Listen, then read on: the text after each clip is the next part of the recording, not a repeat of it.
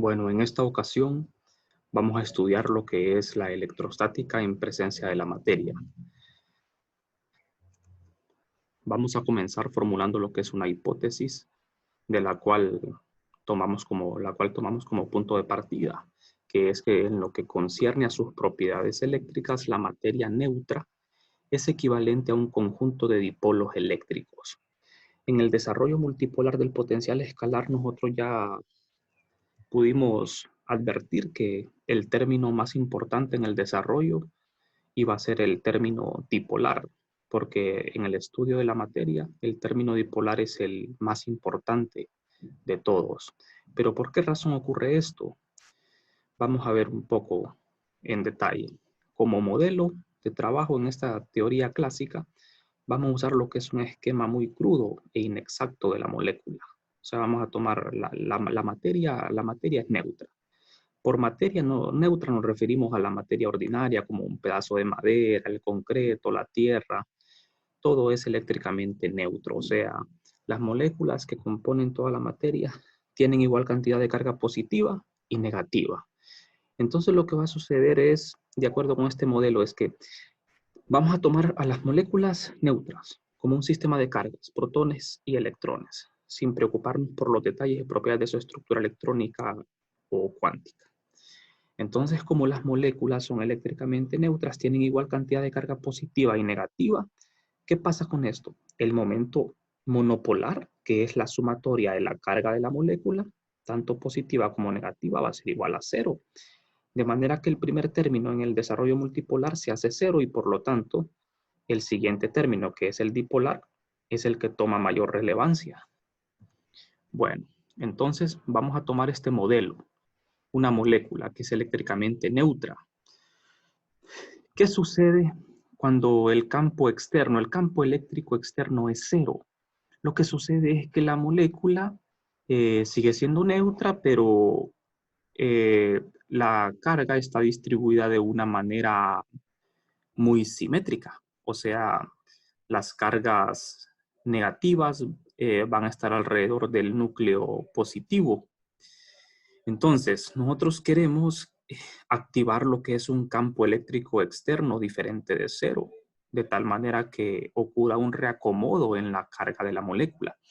Entonces, en la ausencia del campo externo, o sea, un campo externo cero, los centros de carga de las cargas positivas y negativas de una molécula no polarizada coinciden y el momento dipolar es nulo. O sea, ¿a qué nos referimos por polarizado? Más adelante vamos a estudiar más en detalle esto, pero polarizado significa cuando la materia se reordena. Eso de polarización es un reacomodo de la carga. Entonces, originalmente lo que tenemos es esta situación. Tenemos que el momento dipolar también se hace cero, también se nos anula. Vamos a continuar. Entonces, si ahora establecemos lo que es un campo eléctrico externo, un campo externo diferente de cero en el espacio, entonces lo que va a ocurrir es que la carga se va a distribuir de una forma diferente. Entonces las cargas positivas y negativas de la molécula se van a desplazar en direcciones opuestas, claro. Como ustedes ya vieron en el capítulo anterior, cuando se activa un campo, la carga positiva y negativa sienten una fuerza, pero se van a mover en direcciones opuestas. Por ejemplo, este campo externo, como ustedes lo ven, las flechas apuntan hacia la derecha. Entonces las cargas positivas van a moverse en la dirección del campo y la carga negativa en dirección opuesta al campo. Entonces las cargas negativas son jaladas en dirección opuesta y la carga positiva jalada en dirección contraria. Eso ocasiona un reacomodo de la carga, de manera que el momento dipolar ya no va a sumar cero. Ahora, ¿qué pasa con esto? Esta separación de cargas produce un momento dipolar diferente de cero. El momento dipolar sigue siendo el mismo que definimos antes. Sumatoria de la carga multiplicada con su respectiva distancia. Recuerden que el momento dipolar es una propiedad de la distribución de carga, no depende de agentes externos. Entonces este momento dipolar es cero, es diferente de cero. Como el momento dipolar no existía antes de establecer el campo externo, llamamos a P como momento dipolar inducido y decimos que la molécula se ha polarizado. Entonces la molécula se polariza cuando un campo externo redistribuye lo que es la carga de las moléculas. Bueno, entonces ya vamos cayendo a lo que nosotros queremos. Queremos definir un momento dipolar total. Aquí tenemos un ejemplo de lo que es una molécula con un momento dipolar permanente. Aquí vamos a hacer un paréntesis. La materia neutra puede ser que tenga sus momentos dipolares orientados al azar o puede ser que tenga sus momentos dipolares ya orientados en una dirección específica. Por ejemplo, en la naturaleza se dan casos como ser la molécula del agua. La molécula del agua está compuesta por, la fórmula es H2O, dos átomos de hidrógeno y un átomo de oxígeno. Entonces el momento dipolar de una molécula de agua apunta de la carga negativa a la positiva, pero la molécula no es un dipolo físico, tiene momento dipolar. Pero si nosotros hacemos una idealización, podemos simbolizar el momento dipolar de la molécula de esta forma. Entonces, existen moléculas que ya están polarizadas. O sea, cuando decimos polarizadas, significa que sus momentos dipolares ya están alineados en una dirección específica, aún en ausencia de campo externo. O sea, las moléculas del agua tienen sus momentos dipolares ya orientados sin que exista un campo eléctrico. En cambio, la materia, por lo general, la materia neutra, se alinea, sus dipolos se alinean cuando se establece un campo externo. Entonces, por ejemplo, para la molécula de agua, el momento dipolar tiene este valor. Para nuestro estudio esto es irrelevante, eso es un ejemplo. Entonces se dice que estas moléculas tienen momento dipolar permanente. Al igual que vamos a estudiar en 4.15 los imanes permanentes. En los imanes permanentes también ocurre algo similar, que los momentos ya están alineados en una dirección. O sea que en el caso del magnetismo están los imanes permanentes, y en el caso de la electrostática estarían las moléculas que tienen dipolos permanentes, como ser la del agua. Bueno, continuemos. Entonces, en cada elemento de volumen, si nosotros tenemos un volumen, materia neutra, agarramos un pequeño diferencial. En ese pequeño diferencial de volumen de tau hay un montón de dipolos orientados al azar. Entonces, en cada elemento de volumen de un cuerpo polarizado, podemos definir el diferencial de momento dipolar como la suma de los momentos dipolares de todas las n moléculas contenidas en él. Entonces vamos a hacer una sumatoria de momentos dipolares desde I hasta N, donde N es la cantidad de moléculas. Entonces aquí están todos los dipolos. Bueno, de manera que al hacer esto podemos definir un vector P mayúscula, que sería la densidad de momentos dipolares. El vector de polarización es este vector P mayúscula. Este es vector de polarización, es un campo vectorial. Este campo vectorial polarización se define como momentos dipolares por unidad de volumen. En otras palabras, es densidad de momentos dipolares. ¿Por qué densidad? Porque es la cantidad de dipolos por unidad de volumen. Entonces, el momento dipolar total lo obtenemos al resolver esta ecuación diferencial, al integrar. Despejo para el d de P y eso me da el momento dipolar total. Este d de tau lo paso a multiplicar acá, integro y después de integrar, eso me da el momento dipolar total. Bueno, entonces vamos a hacer un desarrollo multipolar del potencial escalar debido a las cargas en el elemento de volumen d de tau. Entonces, al hacer este desarrollo multipolar, que no es como el que vimos en la clase pasada, este es específicamente para la materia neutra, considerando una distribución de dipolos. Bueno, entonces, al hacer esta sustitución acá, entonces, hay unos términos aquí que los vamos a despreciar. Para un elemento de volumen d de tau neutro, el término monopolar es 0. La contribución al potencial en P, en el punto P, o sea, queremos calcular el potencial de esta materia neutra en el punto P. Siempre que nos pidan potencial, tenemos que tener el punto en el cual vamos a calcular el potencial, ¿de acuerdo? En ese punto no hay nada, está vacío. Entonces, la contribución al potencial en el punto P, en el punto de campo, debida al momento dipolar en d de tau, va a ser esto, porque solo el momento dipolar es el que vamos a considerar. Bueno, entonces, El diferencial de potencial en P, en el punto P, debido al momento dipolar en D de tau, se va a escribir de esta manera. No voy a entrar tanto en detalles de derivación, de cálculos, porque esto no es el objetivo. El objetivo es llegar a los resultados finales y podernos analizar. Bueno, hemos definido la polarización de esta manera. Le pongo el primado para hacer referencia de que estamos hablando de la fuente. Entonces, la contribución al potencial en función de la polarización quedaría expresada de esta manera. Aquí lo que hicimos fue que el DDP lo sustituimos acá en función de la polarización. El DDP es esto. Despejamos para este DDP y me queda polarización, que es P mayúscula multiplicado por el diferencial de volumen. Ahora lo que tenemos que hacer es integrar eso. Entonces, para encontrar el potencial total, integramos las contribuciones sobre el volumen total del cuerpo B'. Entonces, hay que hacer toda esta integración. Bueno, luego el potencial total sería esto, después de hacer vamos a ver, aquí no hemos hecho la integración. Así nos quedaría planteado. Bueno, aquí vienen una serie de operaciones de aplicación de identidades vectoriales. Entonces, sustituimos la identidad vectorial, que es esto. Esta identidad vectorial la vamos a sustituir acá. Esta identidad es igual a esto. Entonces, en el potencial, este R unitario entre R cuadrado lo vamos a sustituir por esto. Haciendo esto y sacando las constantes fuera, obtenemos esto. Aquí hay un producto punto. El vector P, recuerden que P es polarización, no es momento dipolar, es polarización. Polarización. Cuando hablemos de la materia neutra, vamos a hablar de polarización, que son momentos dipolares por unidad de volumen. Entonces, aquí tengo un producto interno en el integrando. Vamos a aplicar una identidad vectorial a este producto interno. Esa identidad vectorial es esta. Aquí tenemos el gradiente de un escalar. Aquí está el gradiente. Este no es gradiente, esta es divergencia de un escalar multiplicado por un vector. Entonces, esta divergencia se puede escribir así. Aquí tengo el gradiente de un escalar, el producto punto con un vector, que es justo esto. Entonces, esto que está aquí es justo esto que está aquí. Esto es esto. Entonces, despejo de esto. En esta identidad despejo para esto, para poder sustituirla acá.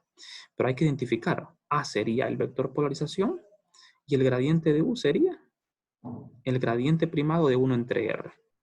Todo esto tiene que llevar la coordenada prima. ¿Por qué? Porque estamos integrando sobre las coordenadas de la fuente, el elemento de volumen que está primado. Bueno, siguiendo. Entonces, sustituyendo.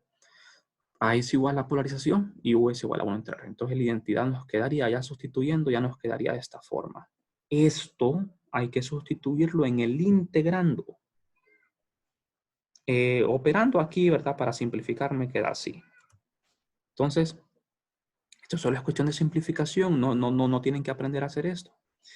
Bueno, y una vez sustituyendo este resultado en la integral, me van a quedar dos integrales. Van a quedar dos integrales. De manera que al quedar estas dos integrales, por el teorema de la divergencia, nosotros esta integral de volumen la podemos expresar de otra manera. Entonces aplicamos el teorema a la primera integral.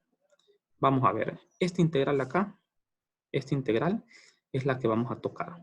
Entonces la divergencia de este vector es igual a esto, por teorema. Bien, entonces finalmente tenemos que el potencial debido a un objeto polarizado es igual a esto. Esta expresión sí valdría la pena que la tuvieran presente. Se tratar como de recordarla. ¿Por qué? El potencial en un punto P debido a un elemento de volumen de materia neutra polarizada es igual a esto. En este potencial aparece el vector de polarización. Siempre recuerden esto. Lo más importante a recordar hasta ahora. Cuando hablemos de la materia neutra, aparece un nuevo campo vectorial llamado polarización. O sea que siempre que miremos polarización en una ecuación, es porque ahí hay materia neutra. Cuando no hay materia neutra, estamos hablando de materia conductora. Entre 21 nosotros estudiamos dos tipos de materiales. Materiales conductores y materia neutra. Entonces, cuando hablemos de P, hablamos de materia neutra. Entonces aquí en ambas integrales aparece el vector de polarización, o sea que estamos hablando de la materia neutra. Bien, ahora en esta integral que es de volumen aparece la divergencia de P, negativo divergencia de P. Y en esta integral que es de superficie aparece P, un producto punto, P punto N, donde este N unitario es el elemento normal al volumen que estamos considerando. Entonces estas integrales hay que trabajarlas un poco. Comparando estas integrales con la fórmula vamos a ver, separándolas. Vamos a ver, tenemos aquí esta integral y esta integral. ¿Por qué aquí usamos esto? Porque la estamos comparando con las fórmulas. Si se van al capítulo del potencial, el potencial vectorial, ustedes ven que cuando hablamos de volumen, aquí en lugar de aparecer esto, aparece una densidad de carga. Y cuando hablamos de superficie, aparece una densidad superficial de carga. Entonces hay una analogía. Esto coincide con esto y esto coincide con esto. Entonces, el potencial debido a una carga distribuida en volumen va a ser igual a esto. Y el potencial debido a una carga distribuida en una superficie va a ser esta integral. Entonces vemos que las cantidades, que son estas, la divergencia de P y el producto punto con el vector normal, tienen que ser iguales a estas densidades de carga. Entonces, se comportan formalmente como densidades de carga ligada. Entonces, a este factor y a este factor, a los dos, a los que están en azul, les vamos a llamar densidades de carga ligada. Por la palabra en inglés de ligado, que es bound. Entonces, en el libro ustedes van a ver que le colocan una B, un subíndice B a estas densidades. Así de esta forma, le colocan ese subíndice B porque es ligado, densidad ligada. Entonces están las densidades de carga libre y las densidades de carga ligada. Entonces el potencial debido a un objeto polarizado, en resumen, va a quedar de esta forma. El potencial escalar debido a un objeto polarizado, o sea, materia neutra, va a quedar de esta forma, donde aparecen dos densidades, una densidad volumétrica de carga ligada y una densidad superficial de carga ligada. La carga ligada, porque como estamos hablando de materia neutra que consiste de moléculas, las cargas no son libres, ¿verdad? En los conductores, en la materia conductora, la carga es libre de moverse, pero en la materia neutra la carga no es libre. Eso es lo que la diferencia. Entonces, por eso, en la materia conductora hablamos de cargas libres, en la materia neutra de carga ligada. Entonces, bueno, este es el volumen en cuestión, un pedazo de materia neutra. Entonces definimos aquí las densidades de carga ligada de esta forma y la densidad de carga superficial. La densidad, ambas son escalares, tienen las mismas unidades que antes. La densidad de carga ligada volumétrica es la divergencia de P, negativo. ¿Y por qué lleva la coma el operador nabla? Porque P, recuerden, cuando el operador nabla lleva la coma significa que vamos a derivar con respecto a las coordenadas prima. Cuando el operador nabla no lleva esa coma, significa que vamos a derivar con respecto a las coordenadas de campo. ¿Cuáles son las coordenadas que llevan la prima? Son las coordenadas fuente. Y las que no llevan prima son las coordenadas de campo. Como P no depende de las componentes de campo, depende de las componentes fuente, entonces P va a llevar la prima en las coordenadas. O sea, si estamos hablando de coordenadas cartesianas, P va a estar en X', Y', Z'. Entonces, el operador nabla lleva prima, se va a derivar con respecto a las componentes primadas. Lo mismo acá, el n unitario primado. N unitario es este, es un vector normal al volumen. Los vectores normales siempre tienen que ser externos al volumen. Y ya para finalizar con esto, entonces, aquí tenemos un esquema conceptual. Tenemos la materia, dieléctrico. Cuando hablemos de dieléctrico nos referimos a la materia que es neutra. Entonces, el dieléctrico se puede considerar como un conjunto de dipolos descritos por la polarización P, donde P mayúscula es vector de polarización, no confundir con P minúscula, que es momento dipolar. Y esto nos lleva a establecer lo que son unas densidades de carga equivalentes. Densidad de carga ligada, volumétrica, y densidad de carga ligada superficial.